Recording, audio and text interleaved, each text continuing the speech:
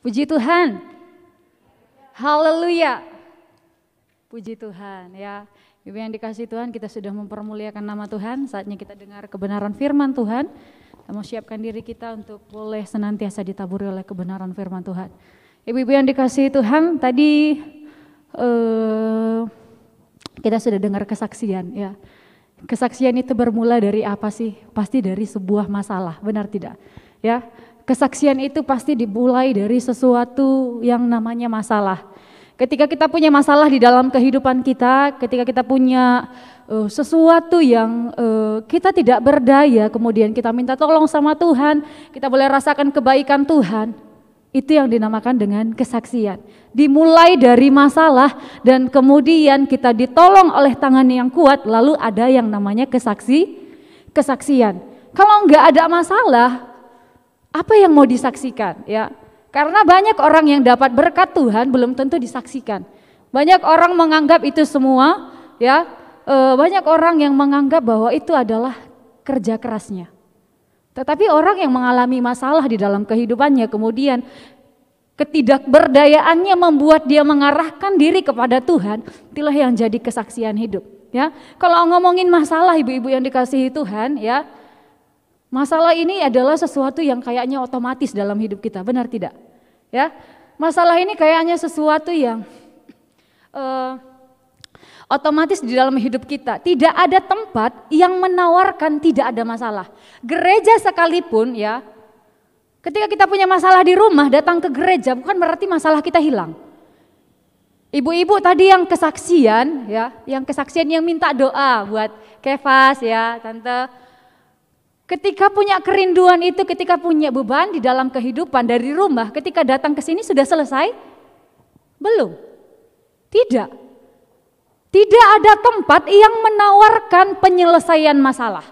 Tempat rekreasi sekalipun yang orang bilang buang beban, yang orang bilang cari udara dulu biar tenangin diri, tidak ada sebenarnya tempat seperti itu. Ya, tidak ada tempat seperti itu. Kalau ada tempat seperti itu, kita sudah lari ke situ, kita tidak lari ke Tuhan.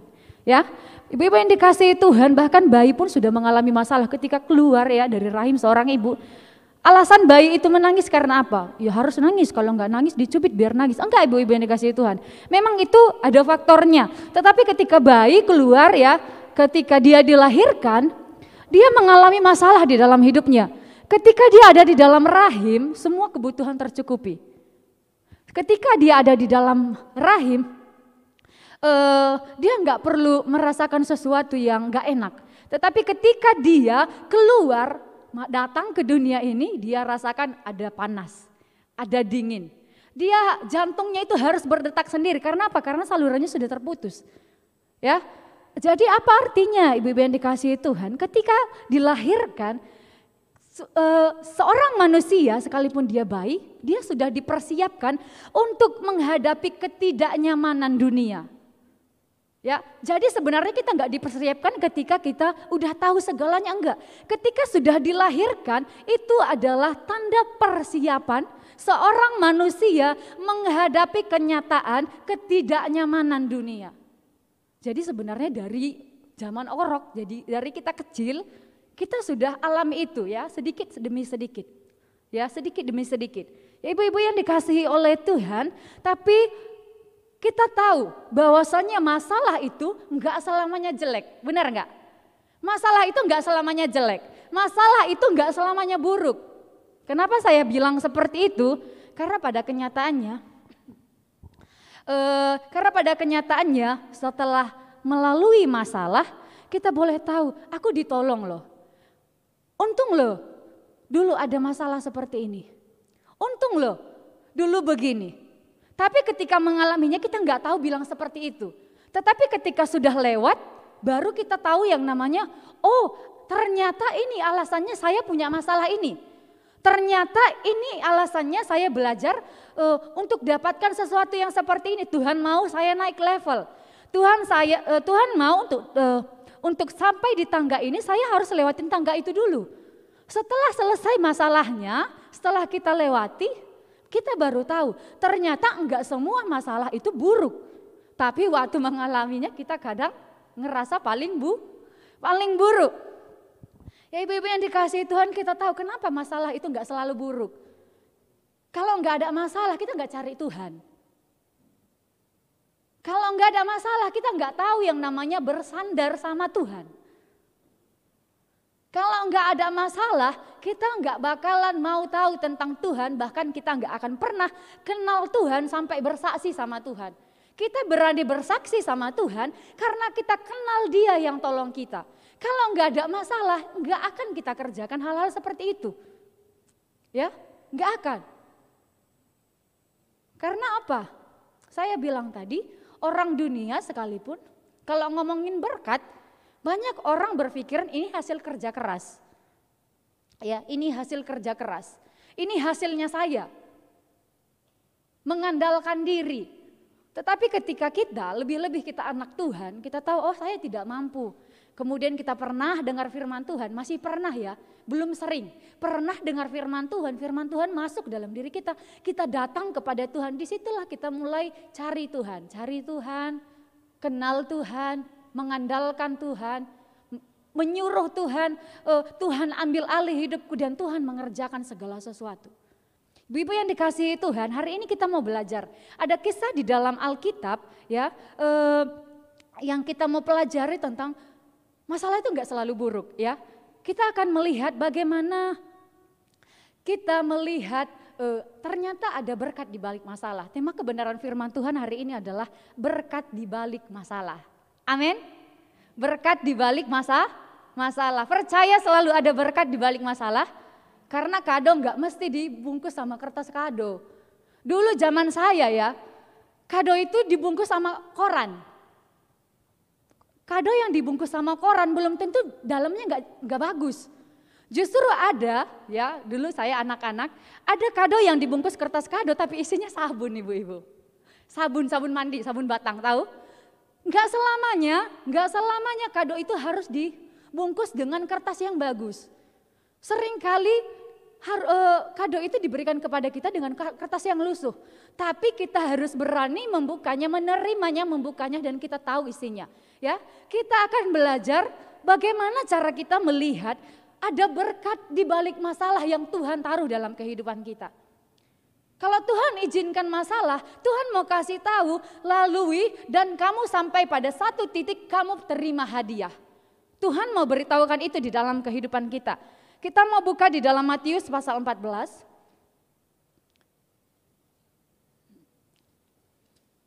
Matius pasal 14 ayat yang ke-15 sampai 21 ya. Kita nggak akan baca semuanya. Ini adalah yang akan kita bahas. Ibu-ibu yang dikasihi Tuhan, kita tahu cerita ini dalam judul perikopnya adalah Yesus memberi makan 5.000 orang.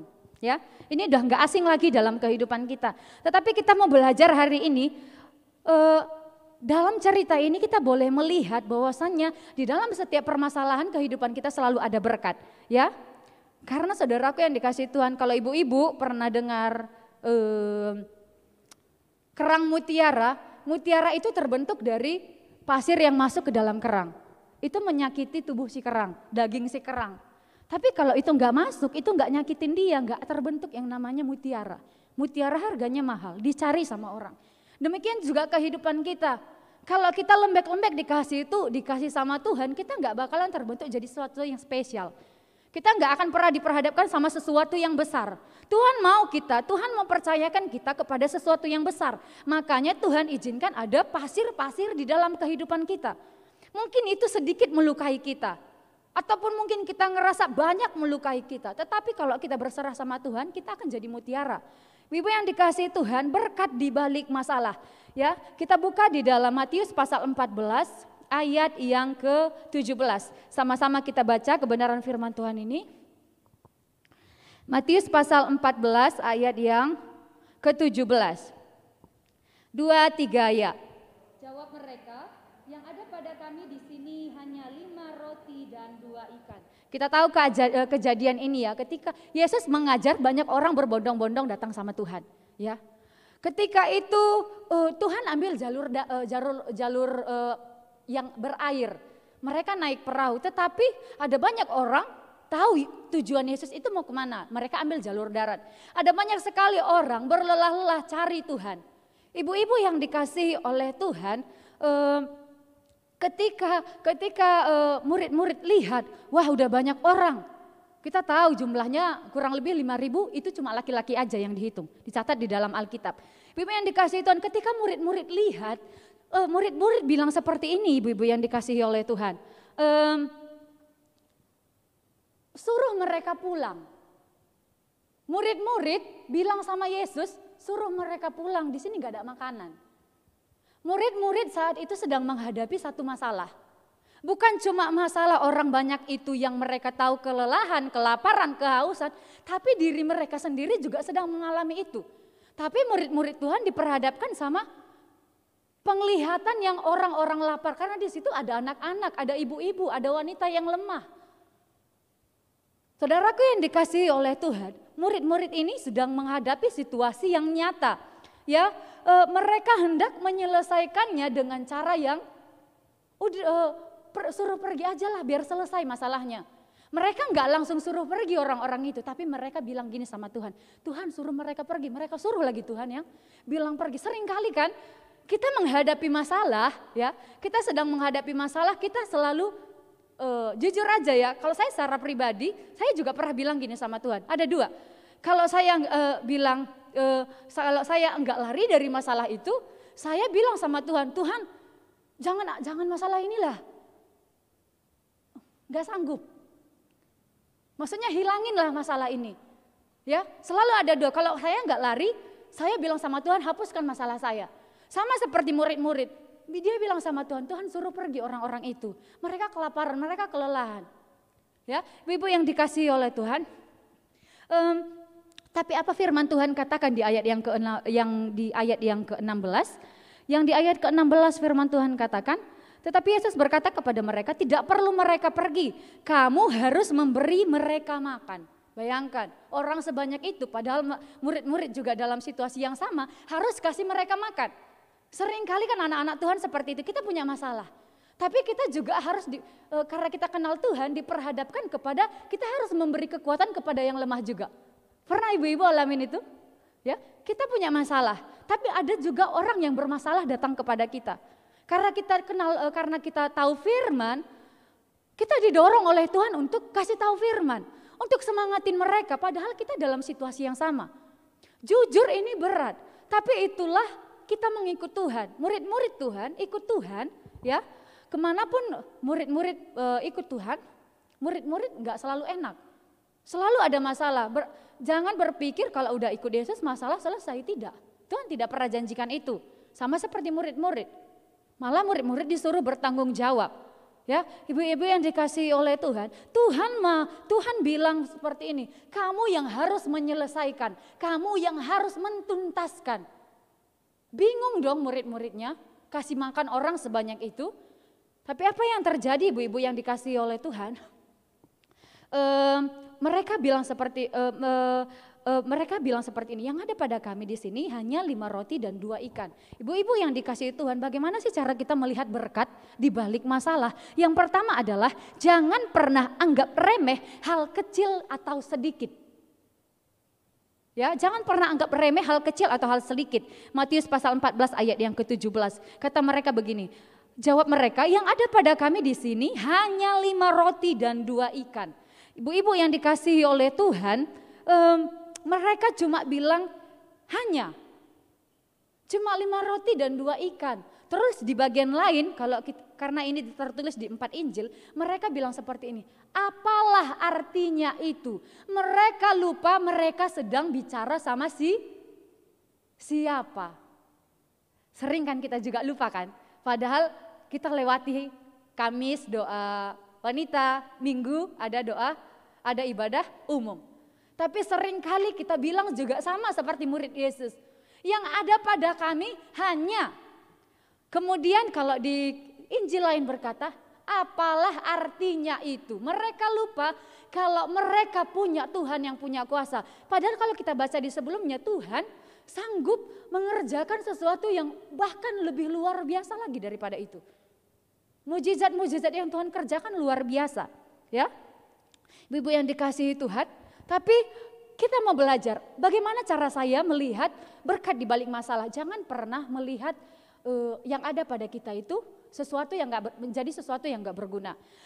Tuhan mau ajarkan kita, serahkan apa yang ada pada kita, sekalipun itu kita anggap gak berguna, gak bisa ada difungsikan, yang kecil menurut kita kasih sama Tuhan. Karena sesuatu yang kecil kalau kita kasih sama Tuhan jadi yang besar. Sesuatu yang kita anggap enggak berguna kalau kita serahkan sama Tuhan, itu jadi sesuatu yang sangat bernilai, bahkan fantastis kalau saya katakan. 5 roti 2 ikan, kalau sama ibu-ibu aja lah kita ada di tempat ini, dibagiin paling sepotek-sepotek doang, enggak mungkin bikin kenyang. Tapi firman Tuhan jelas katakan mereka semua kenyang, bahkan sisa 12 bakul. Ibu-ibu yang dikasihi oleh Tuhan, bagaimana cara saya melihat berkat di balik masalah? Ibu-ibu, Tuhan gak pernah minta sama kita apa yang gak ada sama kita.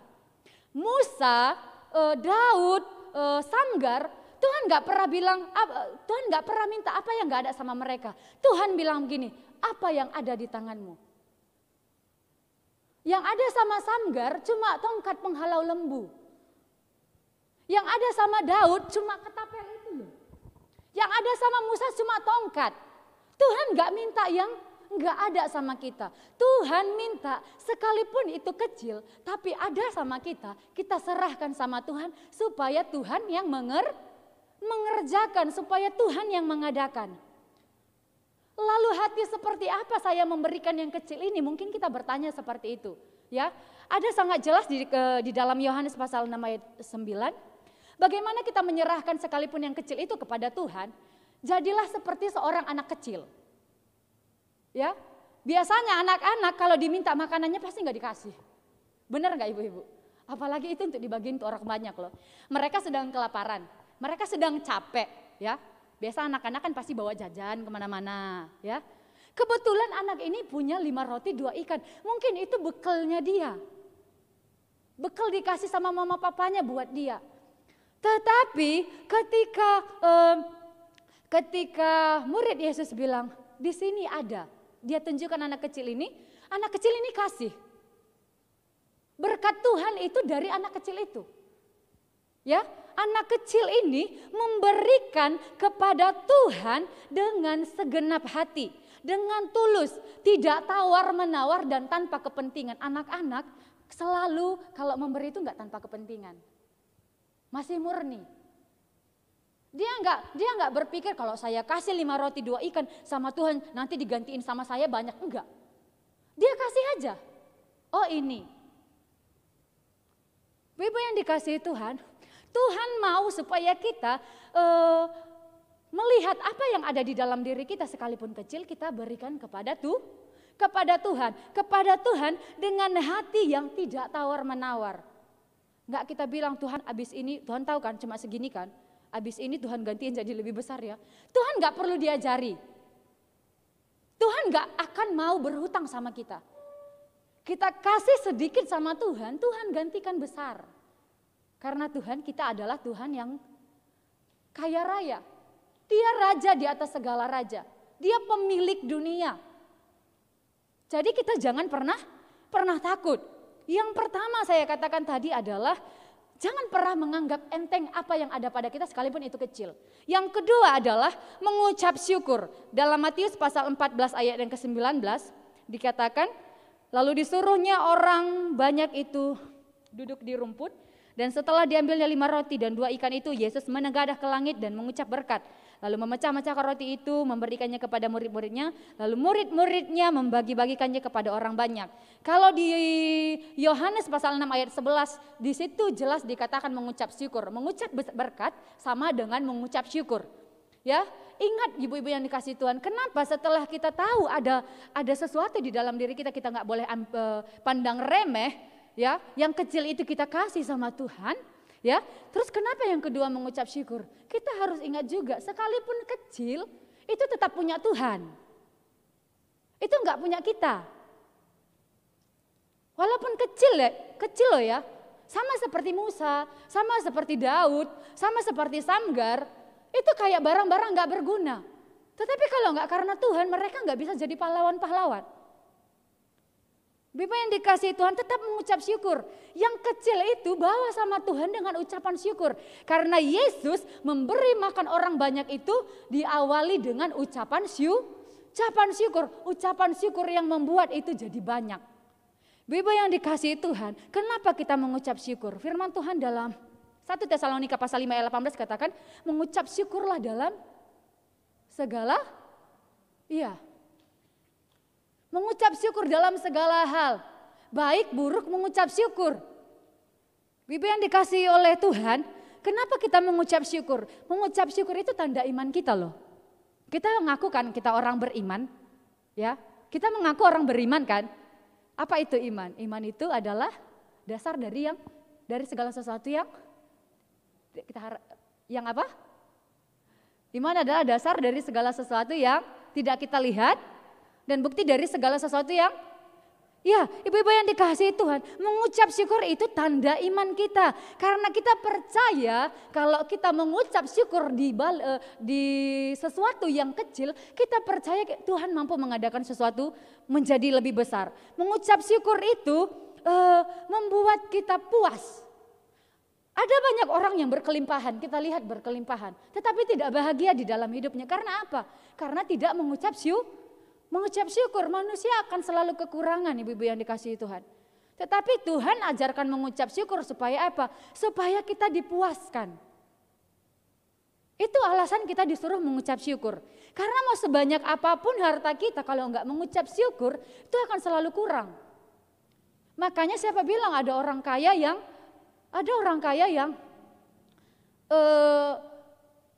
bahkan orang sederhana yang lebih udah pernah makan ini, udah pernah makan itu. Karena apa? Karena ada orang yang merasa, oh ini aku simpan untuk besok. Takut. Ibu yang dikasihi Tuhan, mengucap syukur itu adalah tanda bahwa kita percaya Tuhan sanggup mengadakan kembali. Kita kasih nih sama Tuhan. Sama kayak persembahan ya. Ingat janda yang kasih dua duit, ya. Kenapa dia bisa kasih itu semua? Karena mengucap syukur. Karena dia tahu Tuhan sanggup mengadakan. Sanggup mengerjakan menjadi sesuatu yang besar, sanggup memelihara kehidupannya, ya. Mengucap syukur itu adalah tanda kita memandang jauh ke depan. Iman itu adalah memandang jauh ke depan. Kalau kita lihat katakan masa depan, hari ini kita nggak bisa lihat. Tetapi iman adalah memandang jauh ke depan.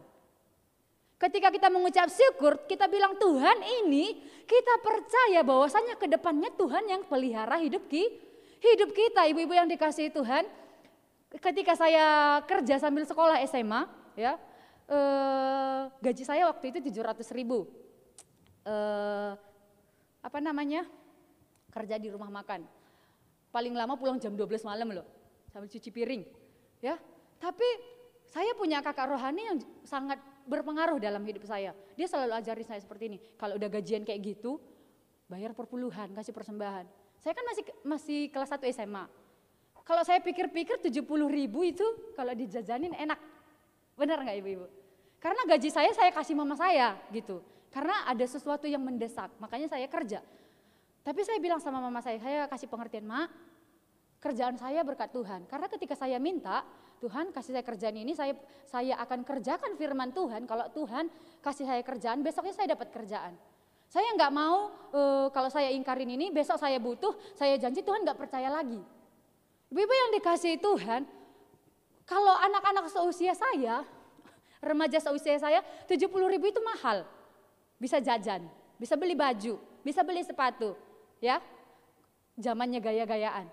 Tetapi kakak rohani saya sangat berpengaruh. Dia bilang, kalau kamu kerjakan firman Tuhan, Tuhan kasih kamu lebih.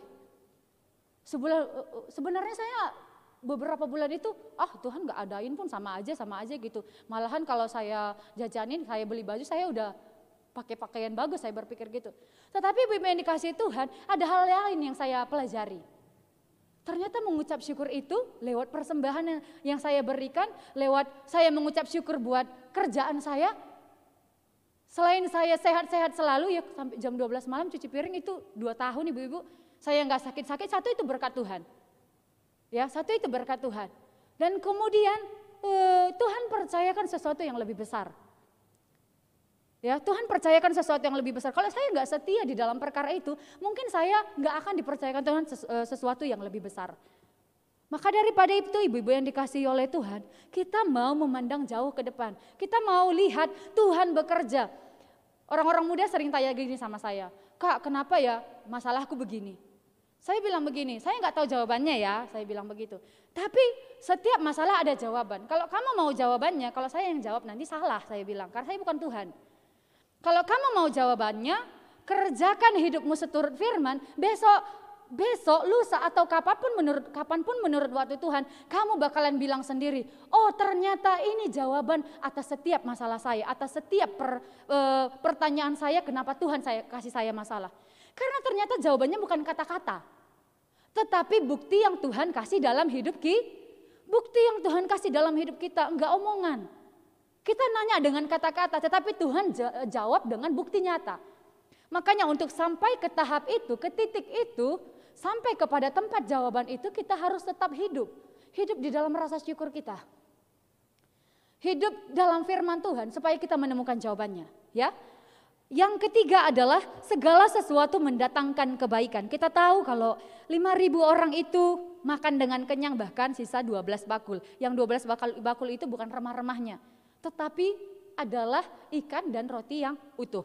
Ibu-ibu yang dikasihi Tuhan, kita harus tahu kalau Tuhan izinkan persoalan dalam kehidupan kita, Tuhan mau katakan itu semua mendatangkan kebaikan. Roma 8 ayat yang ke-28. Roma 8 ayat yang ke-28.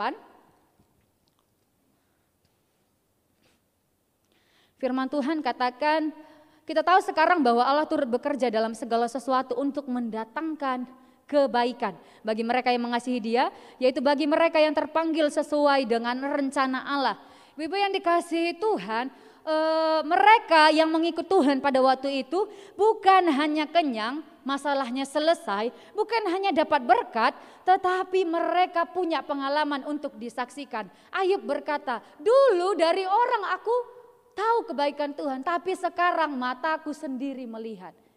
Ibu-ibu yang dikasihi Tuhan, jujur ya, kalau saya dulu, kalau setiap kali ada yang bersaksi, saya bilang gini sama Tuhan, Tuhan saya mau ngalamin dong gimana enaknya begitu.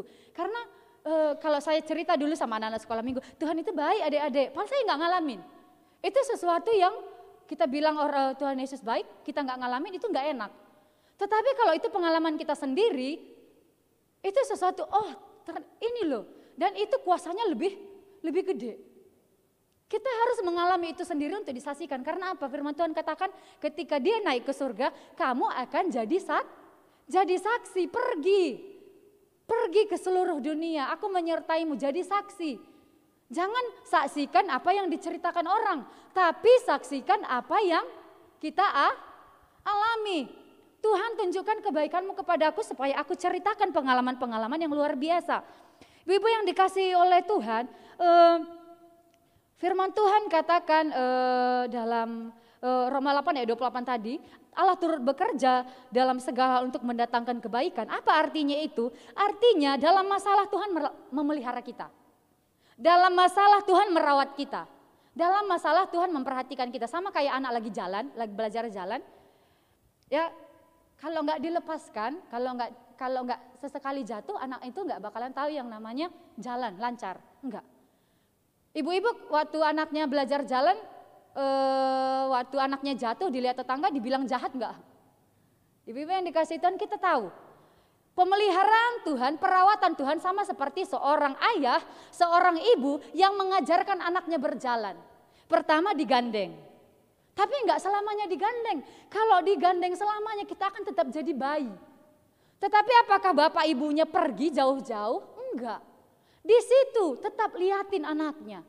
Sama seperti kehidupan kita. Ibu yang dikasih Tuhan, kalau saya selalu menganggap diri saya ini, kalau sama Tuhan ketika saya ini bayi. Yang Tuhan kalau lagi ada masalah, Tuhan liatin saya. Bayangin, Tuhan liatin kita loh. Tuhan Yesus liatin kita. Dia lihat pertumbuhan iman kita, Tuhan lihat perkembangan kita, Tuhan lihat apa yang salah dalam hidup kita, Tuhan lihat apa kendala di dalam kita berjalan terus bersama Tuhan. Ketika jatuh Tuhan angkat, Bapak Ibu angkat tidak? Angkat. Baru digandeng lagi, kemudian dilepaskan lagi, tapi tidak pernah meninggalkan, tidak pernah jauh. Seperti itu perawatan Tuhan, seperti itu perhatian Tuhan yang diperuntukkan. Firman Tuhan katakan bagi mereka yang mengasihi Dia. Bagi mereka yang mengasihi Dia. Kalau kita mau dirawat sama Tuhan, kalau kita mau dipelihara sama Tuhan, kasihi Tuhan. Percaya ibu-ibu yang dikasihi Tuhan, pencobaan yang kita alami tidak pernah melebihi kemampuan kita. Bibi yang dikasihi Tuhan, ini yang jadi kebenaran firman Tuhan. 3 hal yang apa yang harus kita kerjakan supaya setiap masalah kita boleh melihat berkat di baliknya adalah jangan pernah remehkan sesuatu yang kecil dalam hidup kita. Mengucap syukurlah dan kemudian ingat kalau segala sesuatu itu mendatangkan kebaikan. Mari terus berjuang di dalam kehidupan kita dalam segala keadaan, jangan pernah menyerah. Karena hidup ini perjuangan. Hidup ini perjuangan. Siapa bilang hidup ini enak? Enggak. Ya, jangan pernah menyerah. Kenapa? Karena Tuhan pun tidak menyerah dalam hidup kita. Ngadepin kita Tuhan nggak pernah nyerah loh. Ya, kita mau ngomel pun nggak pernah Tuhan nyerah sama kita. Benar? Ya, kita mau bilang Tuhan udahlah capek gitu. Tuhan nggak pernah nyerah dalam hidup kita. Maka daripada itu mari kita berjuang dalam segala keadaan kita. Jangan menyerah tapi berserah kepada Tuhan. Karena selalu ada berkat di balik setiap masalah. Puji Tuhan ibu-ibu yang dikasihi Tuhan. Ini yang jadi kebenaran firman Tuhan pada malam hari ini. Kita terus belajar untuk senantiasa dekat kepada Tuhan. Masalah kita itu ada untuk deketin kita sama Tuhan kita. Untuk deketin kita sama pencipta kita. Supaya kita tahu betapa besar dan betapa dalam cinta kasih Tuhan dalam kehidupan kita.